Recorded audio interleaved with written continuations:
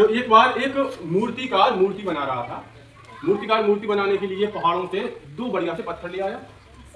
पत्थरों की मूर्ति बनती थी पहले, हथौड़ा और छेनी के साथ आके मूर्ति बनाते हैं। उसने एक पत्थर उठाया और अपनी बढ़िया छेनी से हथौड़ा मार मार के उस पत्थर को काटने लगा।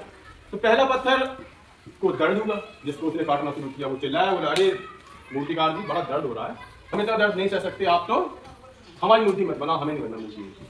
तो मूर्तिकार ने क्या किया, पत्थर किसका दिया, उसने दूसरा पत्थर उठा लिया। वही उसने दूसरे पत्थर से कहा कि भाई पहले पत्थर को दर्द हो गया है, तुम्हें बनना है क्या मूर्ति, तो तुम्हें भी दर्द होगा, हम तो काटेंगे तभी तो मूर्ति बनेगी।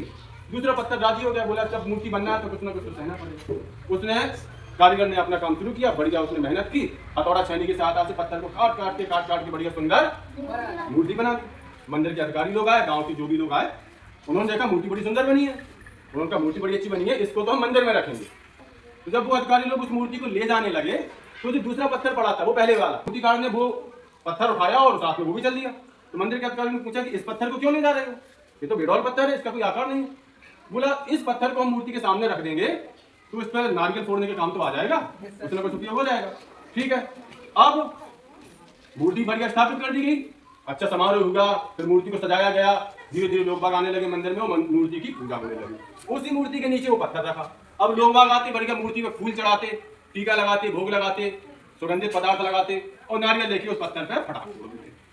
अब जब कई महीने बीत गए तो आखिरकार उस पत्थर को रहा नहीं गया, इसको वो नारियल फूकते थे। उस मूर्ति वाले पत्थर से कहा कि भाई सुनो, तुमने ऐसा कौन सा अच्छा काम किया था कि तुम्हें लोग पूज रहे हैं और हमें लोग पीट रहे हैं, लेकिन नारियल पट्ट से हमारे ऊपर फोड़ देते हैं, तुम्हें तो लड्डू पेड़ा खिलाते हैं। तो उस मूर्ति ने कहा कि देखो याद करो वो दिन जब मूर्तिकार मूर्ति बना रहा था, तुम्हारे पास भी अवसर था कुछ बनने का, हमारे पास भी अवसर था कुछ बनने का, क्योंकि मूर्तिकार अपना काम कर रहा था, लेकिन तुम वो दर्द नहीं सह सके और हमने उस दिन वो दर्द सह लिया तो हम सफल हो गए। तुमने वो दर्द नहीं सहा इसलिए तुम उतने सफल नहीं हुए हो। तो इस कहानी से हमें यही शिक्षा मिलती है कि जब हमारे पास अवसर हो कुछ बनने का, कुछ संघर्ष करने का, तो हमें संघर्ष से पीछे नहीं हटना चाहिए। आप लोगों का जो विद्यार्थी जीवन है ना, इस समय आप लोग वही दो पत्थरों की तरह हो और आपके शिक्षक कौन है, वो मूर्तिकार की तरह। आपके शिक्षक आपको प्रेम से भी समझाते हैं, डांटते भी हैं, अनुशासन में लाने के लिए आपको सजा भी देते हैं।